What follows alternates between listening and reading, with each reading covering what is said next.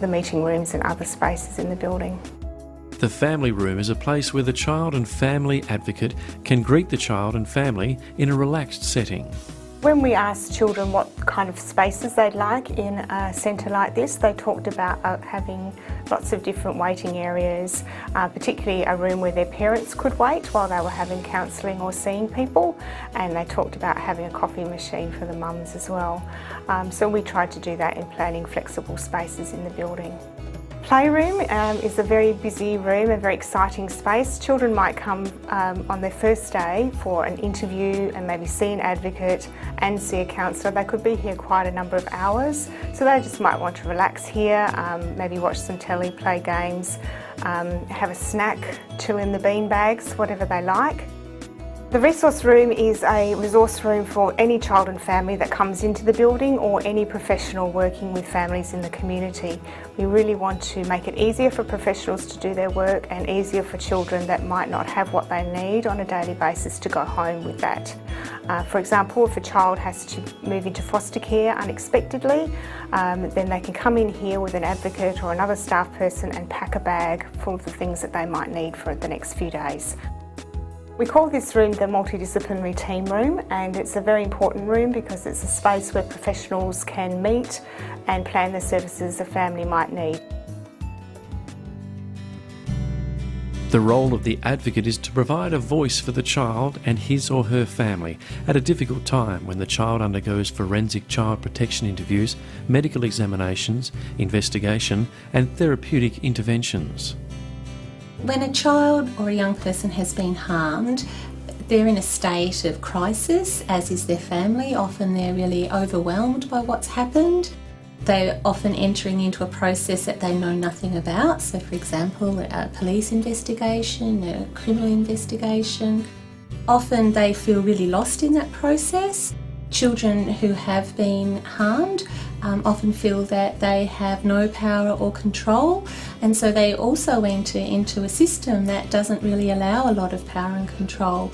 So it's really important that there is someone who can make sure that the child and the family's voice is heard in that process. I think the most important aspect of the advocate role is the ongoing support by the child and family advocate for the children and the families. Having that one person to refer back to, the one person that's on their side throughout the entire process, to reassure them, to let them know that there is somebody still out there, somebody to be on their side and to come back to. The forensic interview rooms are designed according to police specifications. It is here that each child is formally interviewed by specialist interviewers about the harm that has occurred to him or her. Children throughout the metropolitan area travel into the city for forensic interviews. Until we opened the centre in March, that was the only place that they could be interviewed. So this really brings that service out into the local community, which means children aren't so tired when they're arriving for interviews, they're more relaxed, and usually the parents aren't as stressed as well. Historically, what used to happen is a child would disclose abuse, and particularly from my experience, sexual abuse, and then they would have to go to multiple different locations all around Perth. So they would have to go to one place to get their physical examination, they would then have to go to another place to go get their interview, sometimes having multiple interviews, having to go to a local police station. It's an extremely emotional process for children to actually disclose abuse, let alone having to disclose it to multiple people. There's a huge amount of reluctance for the child to tell their story. So having this model, having this centralised system, the child's really nurtured. They've got one person that they can actually liaise with, which is the child advocate. A lot of siblings and support people come with the kids when they come to disclose. So that's really important that there's a space for them to relax in as well. And it's a much, much friendlier environment than other places that I've seen.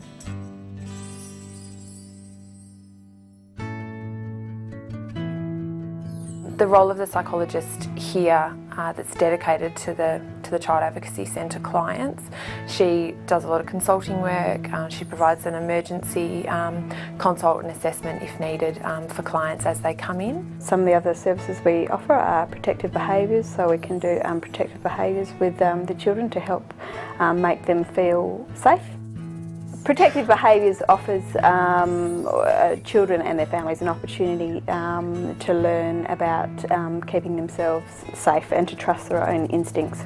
it works as it can work proactively too, so it can help children feel safe and to know what is a risky situation for themselves. When me and my family first came here, we were shown around the building. It kind of feels like a very big home environment. Like everyone just here is really friendly and the rooms are really comfortable. They're just not like a scary room that you'd be really dreading to go to. We'd been to different things before, different therapists, and we thought there was no one else to help.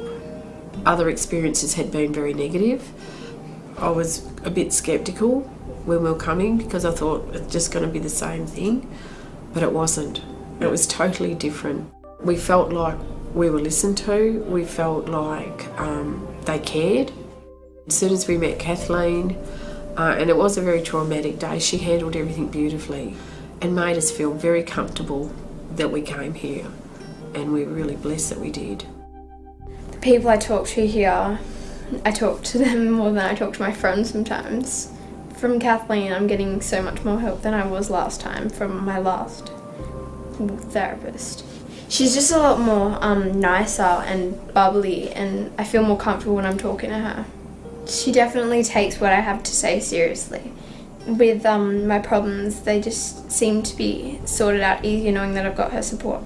She's just started seeing a lovely counsellor here, or psychologist, and she's had 2 or 3 sessions with her now, and she's seeming happier, and she's actually building up that confidence with this lady, and I think that's going to make the difference.